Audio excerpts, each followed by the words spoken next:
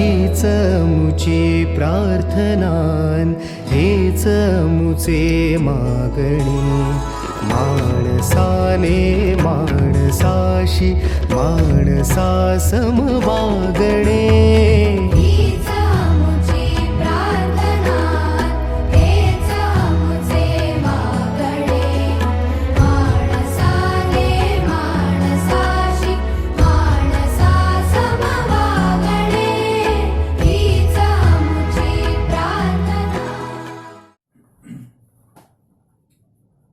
Okay. Hello students. We already finished one chapter in 12th standard physics, that was semiconductor. Okay. Today onwards we'll be starting with the board lectures. Okay. आता नीट लक्ष द्या कारण आता महत्त्वाचा chapter चालू करणार आहे तो semiconductor chapter comparatively easy. Okay. आणि कमी वेटेज वाला होता. आता जो चॅप्टर स्टार्ट करतोय त्याचं वेटेज भरपूर आहे कॉम्पिटेटिव्ह एक्झाम साठी पण आणि थिअरीसाठी पण. ओके. पण तो सिम्पल चॅप्टर आहे कारण त्याच्यातला बराचसा पार्ट तुम्ही ऑलरेडी शिकलाय. The name of the chapter is electric current. Okay. नाव this is a chapter from physics to electric current. पण आज आपण लगेच 12वीतलं स्टार्ट नाही करणार. आज पहिल्यांदा आपण सगळे 11वीतली रिव्हिजन करूया. ओके. म्हणजेच in short what exactly is current, त्याचे काही पॅरामीटर्स. ओके. नाव हे तुम्ही 9वी 10वी 11वी तिन्ही वर्षामध्ये करंट शिकलाय. Okay. Every time you learn a new concept or new and new ideas about the current. What exactly is current? Now the simplest definition of current is a flow of charge. This is the simplest definition. The flow of charge is called as electric current. Okay. Now होतं काय, electric current is a huge part. Okay. पण आपण काय शिकतोय ते महत्वाचं आहे आता. ओके. तर I will divide electric current into 3 major categories. First, conductors. Then, semiconductors. And finally, solutions. Okay? याचा अर्थ काय, इलेक्ट्रिक करंट तिघांमधनं फ्लो होतो. कंडक्टर्स मधून पण होतो, सेमीकंडक्टर्स मधून पण होतो आणि सोल्युशन्स मधून पण होतो. मग फरक काय ना, करंट मध्ये फरक नाहीये, कॅरियर्स मध्ये फरक आहे. Okay. When you talk about conductors the carriers are electrons. Okay. When you talk about semiconductor the carriers are electrons and holes. And when you talk about solution, the carriers are ions, just cations and anions. Okay. म्हणजे काय झालं बघा, if you look at the current, या तिघांमधून जो flow होतो तो current आहे, पण प्रत्येकामध्ये कॅरियर्स वेगवेगळे आहेत. सोल्युशन्स मध्ये कॅरियर्स कोण आहेत, ions, cations and anions. That you are going to study in chemistry, not in physics. Okay. Electrochemistry नावाचं चॅप्टर आहे केमिस्ट्रीमध्ये, तिथे तुम्ही ते शिकणार आहे. ओके. सेमी कंडक्टर्स मध्ये कॅरियर्स असतात इलेक्ट्रॉन्स अँड होल्स, जो आपला ऑलरेडी शिकून झालाय, एकच चॅप्टर आहे त्याचा. ओके. मग आता उरले कोण, कंडक्टर्स. म्हणजे इथून पुढे फिजिक्स मध्ये तुम्ही जे काही करंट शिकणार आहे, that hole current is related to conductors. And in conductors the charge carriers are electrons. So now I can change my definition from flow of charge to flow of electrons. Flow of charge was a very general definition. Okay. Now we can write a more specific definition. What is electric current? Electric current is a flow of electrons or flow of charge. Okay. मग आपण ते definition किंवा फॉर्म्युले सगळ्यांना येतात. I is equal to Q upon T. So it is a rate of flow of charge. Rate म्हटल्यावर upon time. So I is equal to Q upon T. Okay. Q is the charge, T is the time, I is the current. So this is the basic definition of current. So what exactly is current? Current is a flow of electrons in a conductor. आपण जो काही current शिकणार आहे, we are going to learn that current with respect to conductors and nothing else. So आपला soul interest कशामध्ये आता, conductors मध्ये. आणि कंडक्टर्स मध्ये चार्ज कॅरियर कोण असतात, इलेक्ट्रॉन्स. मग कंडक्टरची एक महत्वाची गोष्ट आहे, कंडक्टर सॉलिड्स असतात. ओके, मग आपण लहानपणापासून पाठ केलेला असतो, metals are good conductors and non metals are bad conductors of electricity. Okay, नाव काय डिफरन्स आहे ना दोघांमध्ये, मेटल्स आणि नॉन. अजून एक कॅटेगरी मेटलॉइड. ओके, त्याच्याबद्दल नंतर बोलू. मेटल्स आणि नॉन मेटल्स मध्ये काय फरक आहे, तर मेटल्स मध्ये पण इलेक्ट्रॉन आहेत, नॉन मेटल्स मध्ये पण इलेक्ट्रॉन आहेत. Both have electrons, but metals have free electrons. Metals मध्ये कोण आहेत, free electrons, and that is the reason they become a good conductor. So availability of electron is not the necessity criteria. The availability of free electron is the very important criteria for conduction. आणि ते कुणामध्ये असतात, metals मध्ये आणि काही metalloids मध्ये पण. Few metalloids are also good conductor because they have free electrons. Okay, so availability of free electron makes your metal a good conductor of electricity. Okay, now we'll go ahead.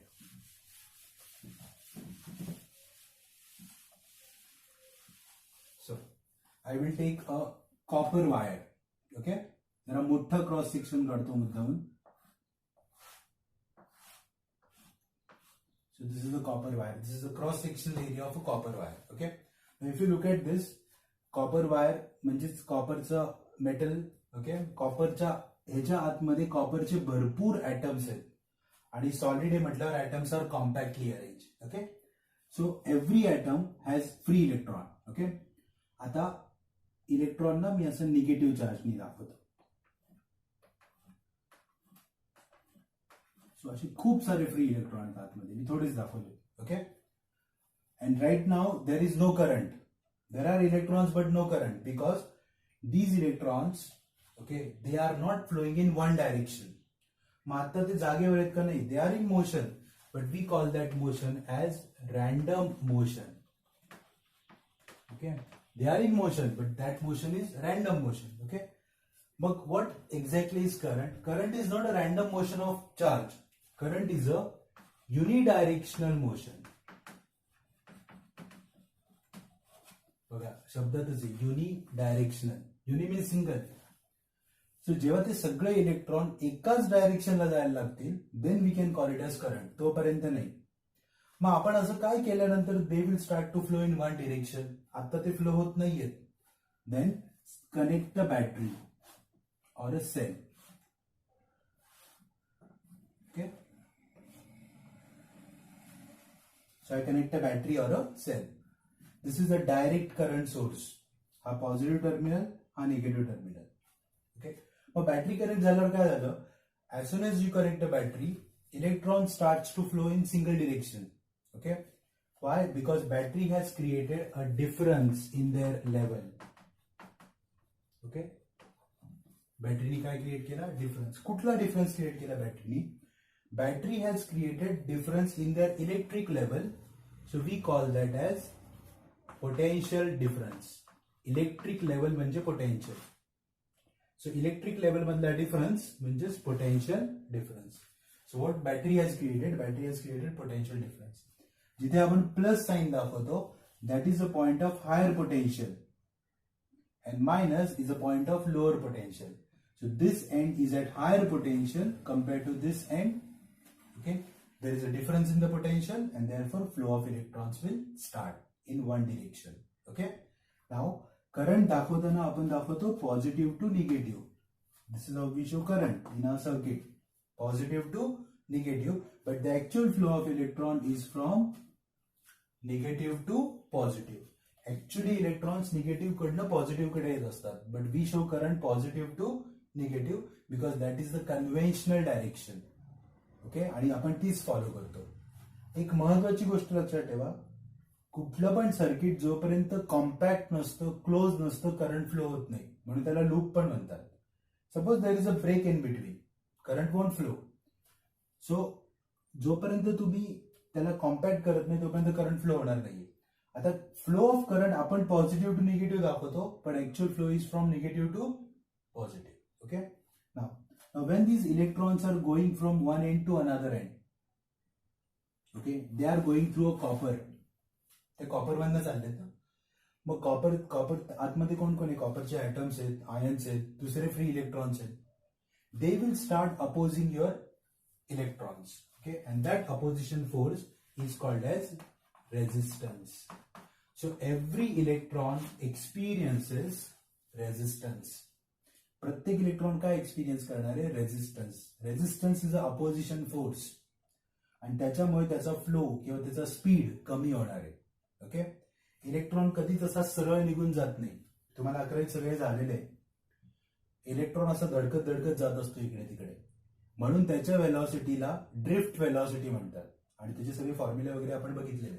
Okay, so electron doesn't go smoothly. Okay, जेवढा resistance कमी तेवढा flow जास्त. Resistance आणि करंटमध्ये inverse proportion. Okay, as soon as you decrease the resistance, flow of current will increase. Okay, so this is the concept of potential difference and resistance. Okay, now the next very important part of this chapter, which you should not forget at all, is Ohm's law. काही झालं तरी विसरायचंच नाही, तो म्हणजे Ohm's law. Okay, now what exactly is Ohm's law? आपण शिकलोय बऱ्याच वेळा, पार्ट असतो सगळ्यांचा आता तुला. ओके, त्यामुळे मी डिरेक्टली स्टेटमेंट नाही लिहिते, त्याचं मॅथमॅटिकल इक्वेशन लिहितो. V is directly proportional to I, or you can write reverse also. I is directly proportional to V. Now V stands for potential difference and I stands for current. So याचा अर्थ clear आहे, जेवढा जास्त potential difference तेवढा जास्त current. But there is a condition. What is that condition? The physical state of conductor is constant. तुम्ही physical state नका change करू कंडक्टरची. Okay, because if you change the physical state of conductor, physical state म्हणजे काय? Length, area, material आणि temperature. या चौघांपैकी कुठलीच गोष्ट बदलायची नाही, कारण चौघांपैकी एक जरी गोष्ट तुम्ही बदलली तरी रेझिस्टन्स चेंज होणार आहे. ओके, मग ओम्सला अप्लाय होत नाही. So physical state of the conductor must be constant. V is directly proportional to I. Now we have to replace this proportionality sign by is equal to. So we have to take some constant, and the constant is R. R stands for resistance. Okay. Now R चा formula है R is equal to V upon I. ठीक है? R is equal to V upon I. This is the Ohm's law. ठीक है? Ohm's law खूप महत्वाचा आहे. त्याचं लगेच आपण ग्राफ पण प्लॉट करू. This is x-axis, this is y-axis. I'll take current on y-axis, voltage on x-axis. Sorry. I'll take voltage on y-axis, current on x-axis. Okay? Now, this is origin. We all know that the graph is a straight line passing through origin. So this is the graph of Ohm's law. A straight line passing through origin. Okay? Those conductors which gives you this graph are called ohmic conductors, जे Ohm's law follow करतात. Okay, now बाकीचे जे असतात ते Ohm's law follow नाही करत, त्यांचा graph मी dotted लाईननी दाखवतो. ओके, बघा त्यांची लाईन स्ट्रेट नाहीये, याचा अर्थ ते Ohm's law फॉलो करत नाही. They R called non ohmic conductor. And the best example of non ohmic is semiconductor. सगळे सेमीकंडक्टरचे आपण VI कॅरेक्टरिस्टिक जेव्हा शिकलो त्यावेळेस नेहमी आपल्याला असे कर्व मिळालेले, जर तुम्हाला आठवत असेल. They never get a straight line. Okay, याचा अर्थ काय? They do not follow Ohm's law at all. Okay, so best example of non ohmic conductor is semiconductor. So this is Ohm's law. Ohmic conductor, non ohmic conductor. Okay, लक्षात घ्या, Ohm's law सगळ्यात महत्वाचा आहे. किंवा Ohm's law चुकीचा आहे म्हणून आता पुढचे लॉ शिकायचे असं नाहीये. Ohm's law बरोबर आहे, पण Ohm's lawचा एक प्रॉब्लेम आहे. एक तर नॉन ओमिक कंडक्टर फॉलो करत नाही. दुसरा महत्वाचा problem, you cannot apply Ohm's law to the complicated circuit. एक रेजिस्टन्स, दोन रेजिस्टन्स, तीन resistance, you can apply Ohm's law very easily. Suppose there are 15 resistance in a complicated manner. Okay, आणि तुम्ही Ohm's law apply करत बसला आणि answer काढताय resistance किंवा करंटचं, तर खूप वेळ जातो. कॉम्प्लिकेटेड सर्किटसाठी Ohm's law ऍप्लिकेबल नाहीये. And that's why we have to learn a new law called Kirchhoff's law, which is the beginning of this chapter. 12वीतल्या करंटची बिगिनिंग असे Kirchhoff's law आहे. ओके, याचा अर्थ Ohm's law चुकीचं आहे म्हणून Kirchhoff's law नाहीये. Kirchhoff's law is applicable to complicated circuit. म्हणजे एक प्रकारचं डेव्हलपमेंट झाली. ओम्स लॉ सिम्पल सर्किटला चालत होता, कॉम्प्लिकेटेडला नीट चालत नव्हता. That's why Kirchhoff's develop another laws for complicated circuit. Okay, त्यामुळे ओम्स लॉ विसरू नका. Ohm's law is very important. Okay, now after Ohm's law we are going to study a concept of resistivity. Okay, जो महत्वाचा आहे. Okay, तर नीट आहे का. R is directly proportional to L. Okay, हे बघा 4 फॅक्टर्स लक्षात ठेवा. मी तुम्हाला शॉर्टकट सांगतोय कसं लक्षात ठेवायचं. फर्स्ट, फिजिकल स्टेट मध्ये कोण कोण येतं रे.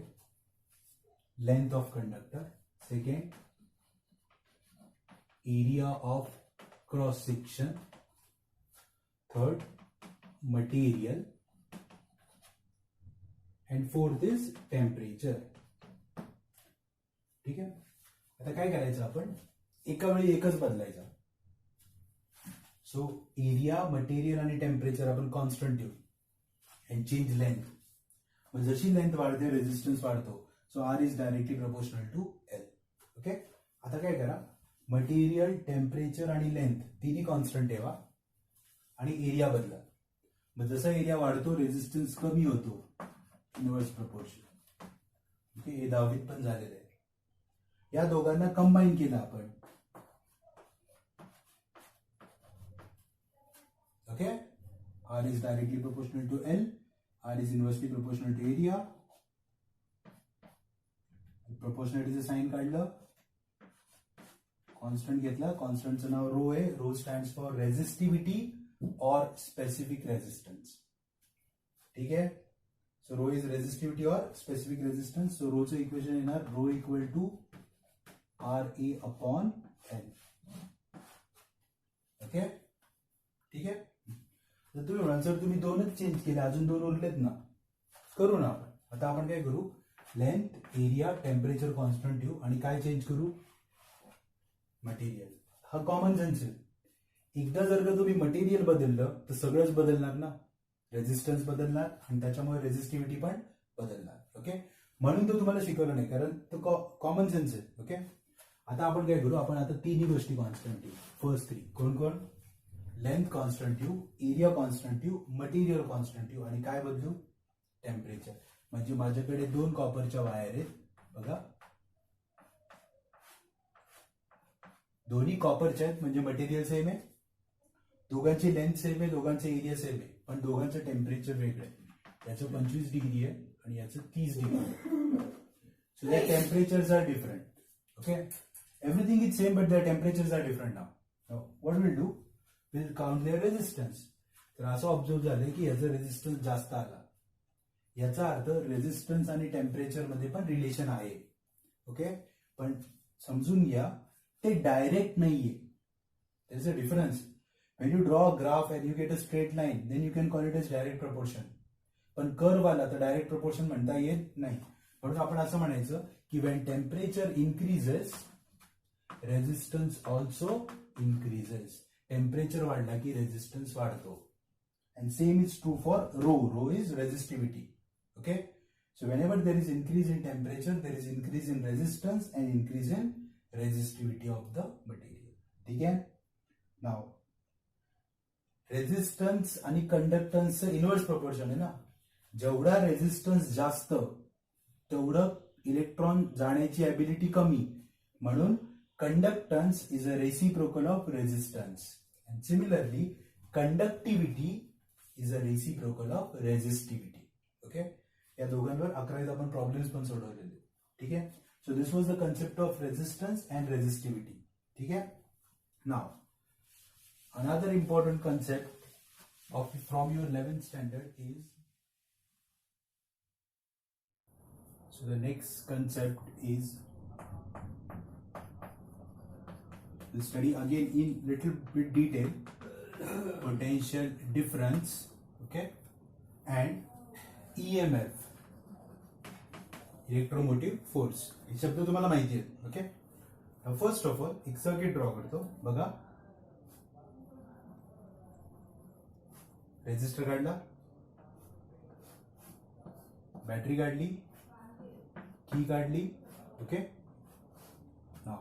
we'll label the points. This is point A, this is point B, resistance is R, battery plus minus E, okay, key is K. Now we know that battery also has a resistance, we call it as internal resistance, so I'll write small r, okay. Right now key is open, so no current in the circuit. Now close the key. Now as soon as you close the key, the current will start to flow, and we know that current flows from positive to negative. आपण नेहमी conventional direction दाखवतो. So this is the flow of current. Okay. आता हे दोन शब्द परत एकदा बघा. पहिला शब्द आहे पोटेन्शियल डिफरन्स, दुसरा ईएमएफ आहे. नाउ हा शब्द जर का बघितला आपण electromotive force, then you might think that this is a force, but this is not a force. Both are these forms of energy. हे दोन्ही पण कुणाचे प्रकार आहेत? एनर्जीचे प्रकार आहेत. ओके. सो पोटेन्शियल डिफरन्स हा पण एनर्जीचा प्रकार आहे आणि ईएमएफ हा पण एनर्जीचाच प्रकार आहे. मग दोघांमध्ये फरक काय? Okay. Now potential difference is the amount of energy required to move electron from one point to another point. Okay. म्हणजे समजा ए पॉइंटला इलेक्ट्रॉन असेल तर त्याला बी ला जाण्यासाठी जी एनर्जी लागेल, that energy is called potential difference. And what is electromotive force? It is the amount of energy required to move electron in a whole circuit. म्हणजे A पासून इलेक्ट्रॉन निघाला तर तो जाऊन परत A वर येण्यासाठी जी एनर्जी लागेल ती असते EMF. So naturally the value of EMF is always greater than potential difference. Okay? Because potential difference साठी इलेक्ट्रॉनला फक्त रेझिस्टरला क्रॉस करायचंय, पण ईएमएफ साठी इलेक्ट्रॉनला resistor as well as battery दोघांना क्रॉस करायचे. Okay. Now will apply Ohm's law to both these circuits. Okay. Now if you apply Ohm's law to first part, then I will write down V is equal to I R. इकडे लिहितो बघा, V is equal to I into R. ठीक आहे. पण if I apply Ohm's law to the whole circuit, तर तिथे आता एक नाही दोन रेझिस्टन्स आहेत. Okay. So I will write down V च्या ऐवजी E लिहिणार, करंट मात्र सेम आहे, R plus R. So this is application of Ohm's law to the whole circuit. त्यामुळे हे दोन कन्सेप्ट लक्षात ठेवा, पोटेन्शियल डिफरन्स आणि EMF. EMF is always greater than potential difference. Okay. हे महत्वाचे. ओके. कारण आपण या चॅप्टरमध्ये असे इन्स्ट्रुमेंट बघणार आहे ज्याच्यामध्ये आपण ईएमएफ मोजणार आहे किंवा पोटेन्शियल डिफरन्स मोजणार आहे. ओके. त्यामुळे हे रिवाइज केलं. ओके. आता अजून एक कन्सेप्ट होता जो खूप सिंपल आहे, जो सांगायची गरज नाही, ते म्हणजे resistors in series and parallel, ज्याचे सगळे फॉर्म्युलाज वगैरे तुम्हाला येतात. Okay. So this was the revision of your electric current. From next lecture onward will start with a chapter from 12th standard. Okay. Thank you.